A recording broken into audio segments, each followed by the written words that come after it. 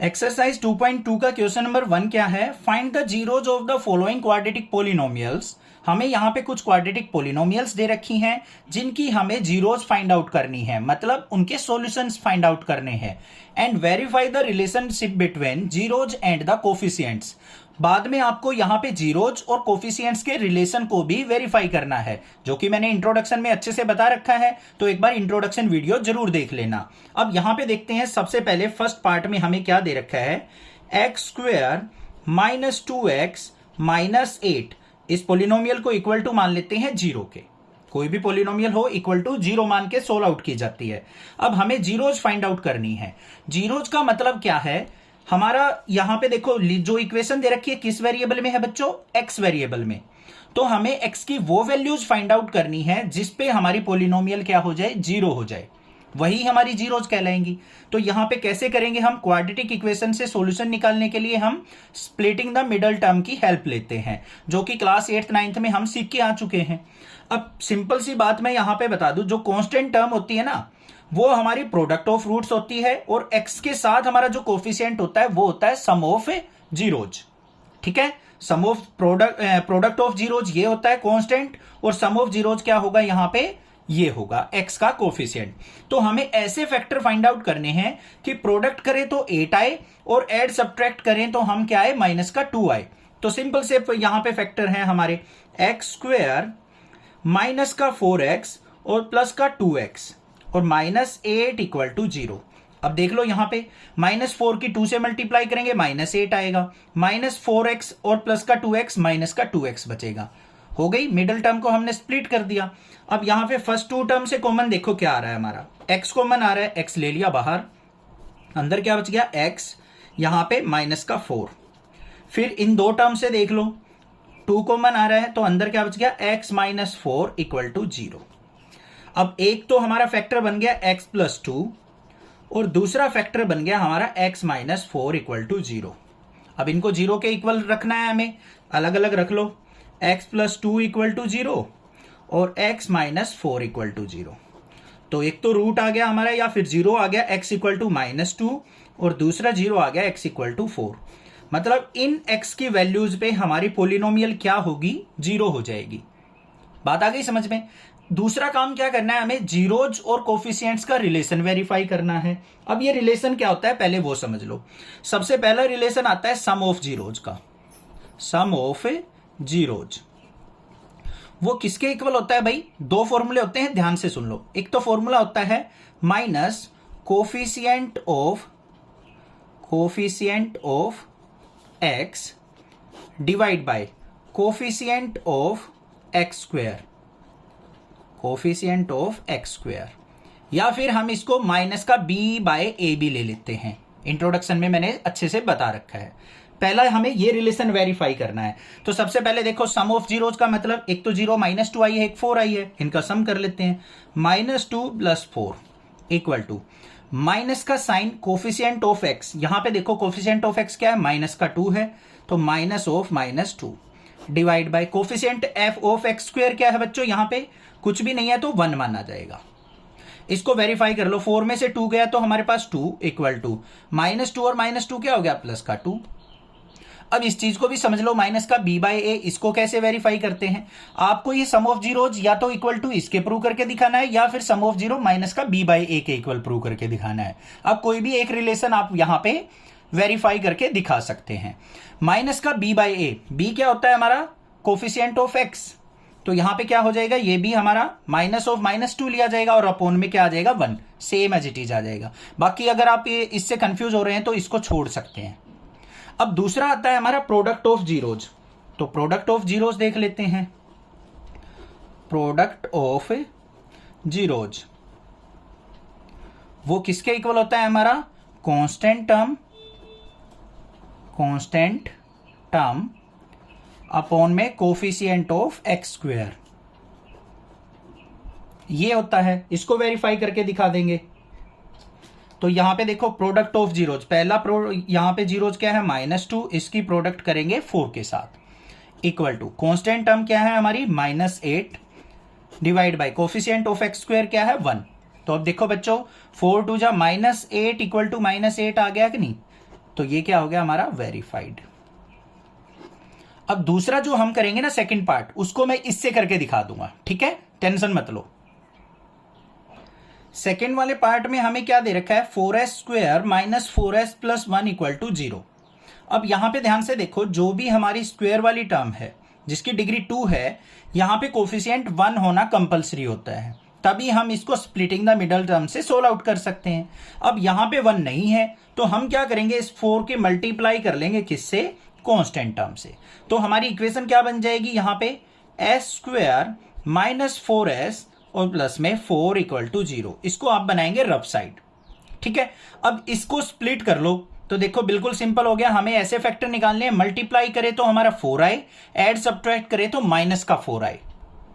तो क्या हो सकते हैं यहां पे, 2 2 जा 4, बिल्कुल सिंपल है। तो हमारे फैक्टर क्या बन जाएंगे, माइनस का 2 और माइनस का 2। -2 की -2 से मल्टीप्लाई करेंगे, प्लस का 4 आएगा बच्चों, और -2 और -2 को ऐड करेंगे, माइनस का 4 आ जाएगा। अब यहां पे लिख लो इसको, 4s स्क्वेयर माइनस का 2s माइनस का 2s और प्लस 1 इक्वल टू 0। यहां पे फर्स्ट 2 टर्म से कॉमन क्या आ रहा है, हमारा 2s कॉमन आ रहा है। तो अंदर क्या बच गया, यहां पे 2s और यहां पे माइनस का 1, क्योंकि 2s बाहर जा चुका तो 1 बच गया। इन दोनों में कुछ भी कॉमन नहीं है तो यहां पे नेगेटिव साइन है तो माइनस का 1 कॉमन ले लेंगे, -1 कॉमन लेंगे तो 2s, यहां से प्लस का साइन है तो यहां पे क्या बन जाएगा, माइनस का 1 बन जाएगा इक्वल टू 0। अब यहां पे देखो दो फैक्टर आ गए हमारे, एक तो 2s माइनस 1 आ गया और दूसरा भी क्या आ गया, 2s माइनस 1 इक्वल टू 0। दोनों को इक्वेट कर देंगे 0 के, तो 2s माइनस 1 इक्वल टू 0 और दूसरा भी 2s माइनस 1 इक्वल टू 0। तो यहां पे 2s इक्वल टू क्या आ गया, -1 को राइट साइड लेके गए 1, s इक्वल टू क्या आ गया, 1/2 आ गया। यहां पे भी 2s इक्वल टू 1 और s इक्वल टू 1/2। तो जो जीरोज आ गई हमारी दोनों की दोनों, वो आ गई सेम, कोई दिक्कत नहीं है। अब हमें रिजल्ट्स को वेरीफाई करना है, उसके लिए देखो मैंने ये वाला बताया था कि माइनस के b/a से सोल्व आउट करके दिखाऊंगा मैं अभी। जो हमारे पास इक्वेशन है 4s स्क्वेयर माइनस का 4s प्लस 1, इसको कंपेयर कर लो as square plus bs plus c से, जो कि हमारी स्टैंडर्ड फॉर्म होगी। वैसे तो स्टैंडर्ड फॉर्म हम जो याद रखते हैं बच्चों क्या होती है, ax square plus bx plus c, but यहां पे s वेरिएबल में है तो s के साथ लेंगे। अब यहां पे देखो a की वैल्यू क्या आ गई 4, b की वैल्यू आ गई -4 और c की वैल्यू क्या आ गई 1 आ गई। अब देखते हैं रिजल्ट्स को। सबसे पहले वेरीफाई करते हैं सम ऑफ जीरोज को। सम ऑफ जीरोज किसके इक्वल होगा, माइनस का b/a। इससे करना चाहो इससे करो, नहीं तो इस रिलेशन से कर सकते हैं। तो यहां पे सम ऑफ जीरो चेक कर लो। एक तो हमारी जीरो आई है 1/2, दूसरी भी 1/2 equal to minus sign already. b की वैल्यू देखो बच्चों क्या है, माइनस का 4, तो minus of -4 divide by a की वैल्यू क्या है 4। 1/2 और 1/2 कितना हो गया, हाफ और हाफ 1 होता है, equal to minus minus plus 4/4, 4 से 4 कट गया तो क्या आ गया 1 आ गया। हो गया वेरीफाई। अब प्रोडक्ट ऑफ जीरो वेरीफाई कर देते हैं। प्रोडक्ट ऑफ जीरोज किसके इक्वल होगा हमारा, c/a के। अब वैल्यू देख लेते हैं। पहला रूट हमारा क्या है 1/2, दूसरी जीरोज 1/2 इक्वल टू c की वैल्यू क्या है 1, a की वैल्यू क्या है 4। अब देख लो यहाँ पे 1 की 1 से मल्टीप्लाई 1, 2 2 जा 4, तो 1/4 इक्वल टू 1/4 आ गया या नहीं आ गया। तो ये भी क्या हो गया हमारा वेरीफाइड। सेकंड भी आपका अच्छे से आ गया। अब देखते हैं इसके थर्ड पार्ट पे। थर्ड पार्ट थोड़ा सा इंपॉर्टेंट है और बच्चे इसमें गड़बड़ कर देते हैं। क्या गड़बड़ करते हैं, ध्यान से देखो। सबसे पहले क्या करना है, हमें कोई भी इक्वेशन दे रखी हो उसको एक ऑर्डर में अरेंज करना है बच्चों। यहां पे देखो पहले हाईएस्ट पावर है 6x स्क्वेयर, फिर हमें x वाली टर्म लिखनी होती है तो इसको हम आगे लिखेंगे माइनस का 7x माइनस 3 इक्वल टू 0। अब आ गई बात समझ में। दूसरा काम, x स्क्वेयर का कोफिशिएंट 1 नहीं है तो हमें इसको 1 बनाने के लिए 6 को किससे मल्टीप्लाई करनी पड़ेगी, माइनस के 3 से। तो हमारी इक्वेशन क्या बन जाएगी rough side, x square minus का 7x माइनस में 6 3 जा 18 इक्वल टू 0। अब हमें ऐसे फैक्टर देखने की मल्टीप्लाई करे 18 आए, एड सब्ट्रैक्ट करे माइनस का 7 आए, तो 9 2 जा 18 होता है। अब बारी है इनके साइन यूज करने की। हमें क्या चाहिए, माइनस का 18 चाहिए और माइनस का 7 चाहिए, तो बड़ी टर्म को हम नेगेटिव ले लेंगे। देखो -9 2 जा माइनस का 18 बच्चों, और माइनस के 9 में से 2 गया, माइनस का 7 बचेगा। तो ये बन गए फैक्टर 6x² माइनस का 9x प्लस का 2x माइनस 3 इक्वल टू 0। बस बीच वाले टर्म को हमने इस तरीके से ब्रेक कर दिया। पहले 2 टर्म से कॉमन क्या नजर आ रहा है? एक तो x कॉमन आ रहा है, दूसरा इन दोनों में 3 भी कॉमन है क्योंकि ये भी 3 का मल्टीपल, ये भी 3 का मल्टीपल। यहां पे क्या बचा? 2x, क्योंकि 6 को अगर मैं ब्रेक करूं 3 मल्टीप्लाई 2, 3 बाहर चला गया तो 2 बच गया, एक x बच गया माइनस में। यहां पे क्या बच जाएगा? 3। अब इन दोनों में से कुछ भी कॉमन नहीं आ रहा है, बाहर क्या साइन है हमारे यहाँ पे? प्लस का, तो प्लस का 1 कॉमन ले लेंगे। तो यहां पे क्या बच गया? 2x minus 3। अब तो एक तो फैक्टर आ गया मेरा 3x प्लस 1, ये वाला और ये वाला, और दूसरा क्या है? 2x minus 3 equal to 0। अब देख लो यहां पे इनको इक्वेट टू 0 कर लेंगे। 3x plus 1 equal to 0, 2x minus 3 equal to 0। तो यहाँ पे 3x इक्वल टू क्या आ गया बच्चों? 1 को राइट साइड लेके गए -1, तो x इक्वल टू क्या आ गया? माइनस का 1/3, एक 0 ये आ गई। अब यहां से निकाल लेते हैं, तो 2x इक्वल टू 3 और x इज इक्वल टू क्या हो गया? 3/2 आ गया, तो एक 0 ये आ गई। अब हम अपने रिजल्ट्स को वेरीफाई करते हैं। सबसे पहला रिजल्ट क्या है हमारा? Sum of zeros. Sum of zeros. अब जो भी आपका दिल कर रहा है ना उससे कर लेना। पहले क्या लिखा था मैंने? माइनस का b/a, मतलब माइनस का coefficient of x divide by coefficient of x²। इससे कर रहे हैं। सम ऑफ जीरोज, पहली जीरो है माइनस का 1/3, दूसरी जीरो है 3/2 इक्वल टू को माइनस का coefficient of x, minus sign पहले लगा दो, बाद में देखेंगे भाई कोफिशिएंट ऑफ x को हम। तो यहां पे देखो कोफिशिएंट ऑफ x क्या है हमारा? माइनस का 7, तो ये लिख दिया माइनस का 7, इस तरीके से। Divide by coefficient of x² देखेंगे, x² का कोफिशिएंट क्या है? 6। इस तरफ ध्यान नहीं देंगे, कहीं ये रफ वाली इक्वेशन पे ध्यान दो। यहां पे देखो ये क्या है? 6। तो फाइनली क्या बन गया? यहां पे एलसीएम क्या आ गया? 3 और 2 का 6, 3 2 जा 6, 2 की 1 से मल्टीप्लाई -2, प्लस में 2 6 जा, यहाँ पे 6 को 2 से डिवाइड किया तो 3 3 3 जा 9 equal to minus minus plus का 7/6। अब देखो यहाँ पे 9 में से 2 गया, 7/6 इक्वल टू 7/6 आ गया या नहीं आ गया? हो गया वेरीफाई। अब दूसरा क्या करना है? हमें प्रोडक्ट ऑफ जीरोज वेरीफाई करना है, वो भी कर देते हैं। प्रोडक्ट ऑफ जीरोज किसके इक्वल होगा? Constant coefficient, constant divide by coefficient of x²। तो यहां पे प्रोडक्ट ऑफ जीरोज, एक तो माइनस का 1/3, इसकी प्रोडक्ट करेंगे 3/2 से इक्वल टू कांस्टेंट टर्म क्या है भाई? यहां पे ध्यान से देखो माइनस का 3 है, तो माइनस का 3 divide by coefficient of x² हमारा क्या है? 6 है, तो 6 ले लेंगे। 3 से 3 कैंसिल आउट, तो लेफ्ट साइड क्या आ गया? माइनस का 1/2। 3 1 जा 3, 3 2 जा 6, तो राइट साइड भी क्या आ गया? माइनस का 1/2। क्या हो गया? वेरीफाइड। अब आपको क्लियर हो चुका है किस तरीके से हमें करना है। दोनों तरीके से मैंने करके दिखा दिया है। अब नेक्स्ट पार्ट, फोर्थ पार्ट पे मूव ऑन करते हैं। फोर्थ पार्ट बिल्कुल सिंपल है। देखो क्या है? 4u² plus 8u equal to 0। यहाँ पे दो ही टर्म दे रखी है, कांस्टेंट टर्म नहीं दे रखी, तो घबराना नहीं है आपको, कोई दिक्कत नहीं है। नहीं दे रखी भाई, हम उसको 0 मान लेंगे। सिंपल सा काम है। इस टाइप के क्वेश्चन में हमें क्या करना है भाई? इन दोनों में कॉमन देखो बच्चों क्या आ रहा है। कॉमन यहाँ पे देखो तो मैं 4 कॉमन आ रहा है, u इसमें भी है, इसमें भी u भी कॉमन आ रहा है। अंदर क्या बच गया? यहाँ पे 4 भी बाहर चला गया, एक u चला गया, तो यहाँ पे u बच गया। प्लस में 8 को क्या लिख सकता हूं? 4 × 2, 4 बाहर चला गया, u बाहर चला गया, तो क्या बच गया? अकेला 2 इक्वल टू 0। आगे बात समझ में? इन दोनों को इक्वल टू 0 लिख दो। 4u इक्वल टू 0 और u प्लस 2 इक्वल टू 0। तो यहां पे u इक्वल टू क्या आ गया? 0/4, मतलब u इक्वल टू 0 को हम 4 से डिवाइड करेंगे तो 0 आएगा। यहां पे u इक्वल टू क्या आ गया? 2 को राइट साइड लेके गए, माइनस का 2 आ गया। एक तो 0 आ गया -2, एक आ गया हमारा यहां पे जीरोज 0। दोनों फैक्टर आ गए, दोनों जीरोज आ गई। अब हमें क्या करना है? Result verify. Sum of zeros किसके इक्वल होगा? माइनस का कोफिशिएंट ऑफ, यहां पे देखो u लिखेंगे, u है ना, तो u लेंगे, अपॉन में कोफिशिएंट ऑफ u²। ऐसे ध्यान देना है, जिस भी वेरिएबल में हो वही लेंगे बच्चों, एक्स रट्टा नहीं मारना है कि हर एक में एक्स ले लेंगे।